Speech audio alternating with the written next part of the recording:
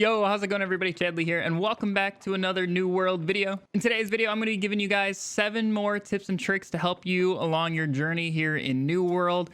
These tips you should be able to carry over into the full game. Now, one of these tips may see a change because it is a little overpowered once the full game comes out. And like I've said in our previous videos, if anything needs to be changed once the full release is out, I will make sure to update these videos. So to make sure you guys don't miss those, make sure you are subscribed to the channel. Also tonight on stream, we're going to be hitting level 50, and I have 5 beta keys to give away. So if you guys want to try to enter into that, make sure you come over to the stream. But otherwise, before we fully jump into these tips, I just want to take a moment to thank the sponsor of today's video, Raid Shadow Legends. Explore millions of champion combinations and master countless tactics as you take on raid bosses, dungeon runs, campaign battles, and PvP arena matches. With hundreds of artifacts to equip and over 500 champions blessed with unique skills, you can build your team, develop your champions, and raid your way. And there's something awesome happening in Raid right now. They've just released a brand new legendary champion designed after the huge personality in the gaming community, Ninja. Now, this champion is a little bit special, not just because he wields both a katana and a bow and arrow. His origins are also unique. Born of a noble Bannerlord warrior, Ninja's life was spared as Shadowkin raiders laid waste to his family's manor. An infant ninja was then disappeared by the Shadowkin and spirited away to their lands. There, he was raised as a Shadowkin and taught the arts of shadow and war in secret. He would soon become one of the Shadowkin's greatest weapons, unleashed on the evil demon spawn hordes that held him in thrall as part of their grand rebellion against the minions of Suroth. So what's new in Raid? Ninja is available for free right now, so everyone can get him, but he's only going to be available until October 15th. And if that's not enough, Raid's got a non-stop schedule of summer events and activities. We're talking special fusion events to get brand new legendary champion, tournaments against other players, and much more. They've also just released another 5 amazing new champions, and each of them looks incredible. These summer plans are just getting started, so there's never been a better time to jump in. If you want to get a huge head start in Raid, all you have to do is hit the link in the description or scan my QR code, and you'll get the Epic Hero Kanoru, 200k silver, 1 XP boost, 1 energy refill, and 1 ancient shard, so you can summon an awesome champion as soon as you get in the game. All this treasure will be waiting for you guys right here, and it's only available for the next 30 days. And once again, thank you to Raid for sponsoring today's video. But anyways, let's go ahead and jump right into these 7 tips.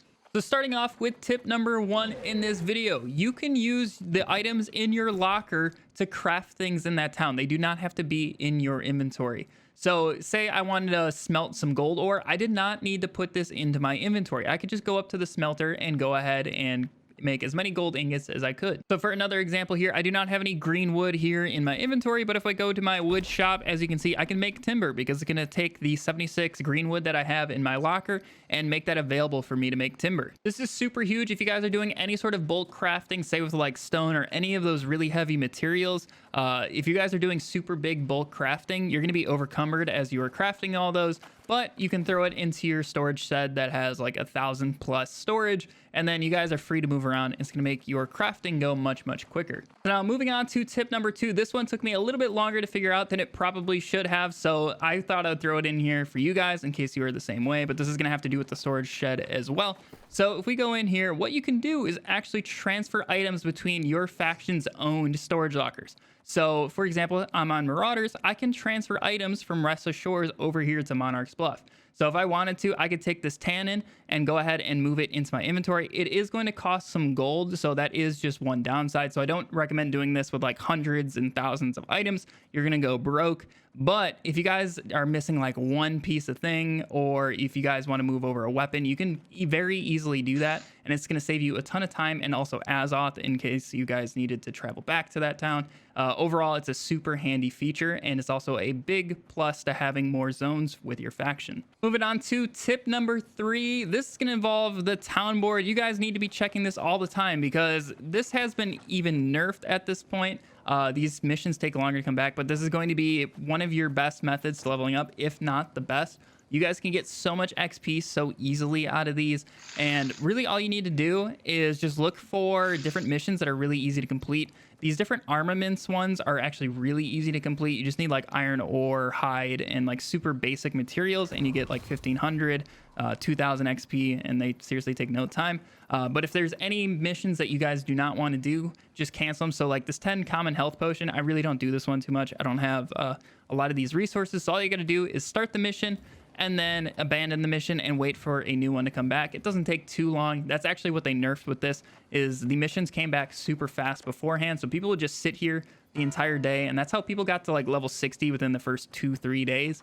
They were just fed and just sat at this board and completed all these different missions. But even after that nerf, like I said, it's still the best way of leveling up. So I would highly recommend you guys are always checking all the different town boards and all the different settlements.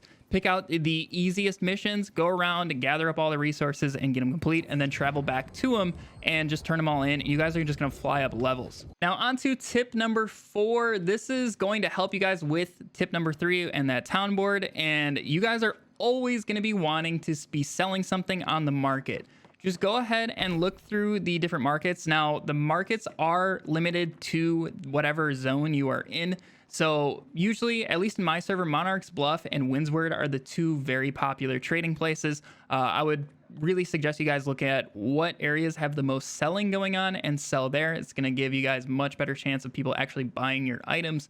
But then otherwise, just go through all your different items and see what you can sell easily. Think of things that you can gather very easily. Say you have a really high harvesting and you want to sell linen. You could go ahead and just harvest a bunch of hemp, turn it all into linen, and sell it. And you guys are going to make a huge profit. And that's going to allow you guys to get a lot of gold to complete those town board quests quickly. Because sometimes instead of like going out and gathering, say, 40 steel ingots, that's actually a really big XP thing for the town board. You can just go to these markets and buy it. And it's going to cost you several hundred gold. But as long as you're constantly selling things, you guys are going to have thousands of gold. And it's not going to matter. You're going to knock out these quests super quickly. On to tip number 5. You guys are going to want to be running these corruption breaches every single day. These are incredibly important because this is how you guys are going to get a lot of Azoth. So when you guys are doing all these different town board quests and traveling around, you're going to run out of Azoth very, very quickly. So pretty much once a day, you're going to need to go ahead and take some time out and run these different corruption portals. You're going to get about like 20 to 22 Azoth for completing a small one. And then it's like 42 or so for completing the big breaches. And it's very easy to find people to play with. If you guys are playing solo, just put in your like faction thing that you guys want to run it, and I guarantee you can find people, or you can just randomly run into them out in the world at these different breaches.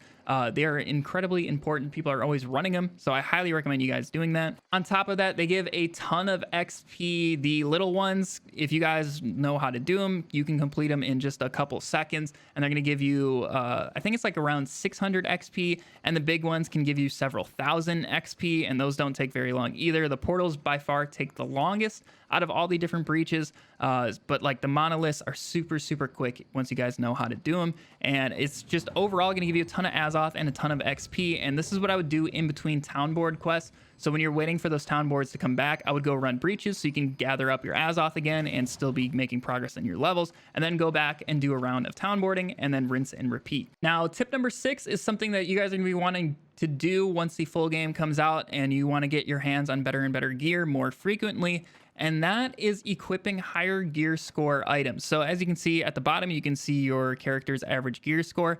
Now, a lot of the times, lower gear score stuff is still going to be better than a lot of like the greens that you get moving up. Like faction armor is still pretty much what you wear until you can unlock the next faction armor. But you are going to be finding better gear scored armor as you go out through the game. So what you can actually do is just equip whatever higher gear score item in that slot. So for example, my life staff is 425. Say I just found this rapier right here. What I could do is just go ahead and equip it, and then it's going to take a snapshot of my gear score, so I can re-equip my stasis life staff. but the game's still going to average my 465 rapier into my new drops. So as long as you keep doing that with more and more items in all the different slots, you guys are going to be finding better gear more frequently. That way you're less likely to be stuck with pretty bad items until you can like buy faction stuff. It's going to really help you guys progress throughout the game. Now, finally, for tip number 7, if you guys noticed when I was talking about the gear score stuff, I said you're very often going to be wearing your faction armor just because it is so good. Now, one awesome thing about your faction gear is that you can actually change the attributes on it. So if you notice, I have heavy and medium gear here that has intelligence on it. It normally doesn't come with that. So what you can actually do is go to your different factions and buy seals to change the different attributes on it. So in the first tier of your faction, you can buy all these different seals. So they're going to have a primary attribute. So if you read through it, it's always going to be one of the different attributes, and then it's always going to have Constitution as the second thing. So this is also going to free you guys to spend your attribute points a little bit differently as you get through leveling up. So as you can see with my stuff here, I've just been purely able to focus intelligence and still have a very good amount of Constitution purely from those secondary attributes on those seals. And it's really helping you guys survive and deal a lot of damage at the same time. To change the attributes on there, all you need to do is buy the faction armor and then one of those seals that you need to, and then go over to the different like outfitting or forges, depending on what type of armor you have. Like medium, you go to the outfitting station; heavy, you go to the forge, and you're free to change that. Now, you can only change the attributes one time on a piece of faction gear. So since I already changed these, I couldn't change it to something else. I would have to buy whole new faction gear and then change it from there. Say I wanted to go pure focus build with my life staff, I would have to buy a whole new set of armor and then change it to a focus. But as long as you plan ahead, it's really not going to be a big deal at all. Another cool thing about this is it actually frees up the gem slot, so you're free to put whatever gem that you want for your build into those. And like I said, you're pretty much going to be wearing faction armor all the time, so I really recommend you guys doing this and just keeping these on so you get the next set of faction armor. But yeah, guys, that is going to wrap it up for these 7 tips and tricks for New World. Like I said at the start of the video, if anything changes between now and the full release, I will make sure to update videos like this. So make sure you are subscribed to the channel so you do not miss out on those. And like I said, we're going to be giving away 5 beta keys for this game over on stream tonight. So if you guys want a chance to win that, hopefully I'll see you over on stream. Also, join up on the Discord. We're going to be recruiting for our faction in the full game. We really plan on going hard and taking over a lot of zones. So if you guys want to be a part of that, hopefully I will see you over in Discord as well. But anyways, thank you all for watching this far, and I'll catch you all in the next video. See ya.